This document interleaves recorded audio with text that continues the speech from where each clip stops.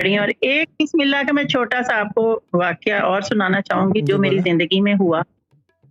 तो वो मैं ऐसे ही पढ़ती थी ना तो ये जो पूरी सूरतें हैं कुरान की ये पढ़ती थी। ये अब की बात नहीं, ये पहले की बात। हुँ। तो मुझे ना हर टाइम कानों में ना गानों की आवाज़ें, बुखार चढ़ा बड़ा शदीद और हर टाइम कान में ना गानों की आवाज़ें हैं कि मैं ढूँढती थी कहाँ से आवाज़ आ रही है।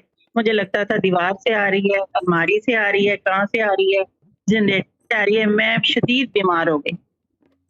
तो मैं सोई हुई थी तो अचानक से मुझे ना ऐसे लगा कि जैसे मैं पढ़ रही हूँ और ना मेरे सर के ऊपर ना कोई चीज़ घूम रही, छोटा-सा बच्चा जैसी एक शक्ल है और वो मेरे सर घूम रही है। तो वो मुझे कहता है छोड़ दो पढ़ना, छोड़ दो। तो मैंने कहा मैं ऐसे नहीं छोड़ूँगी, तुम छोड़ो मुझे पढ़ने दो, क्यों तंग कर।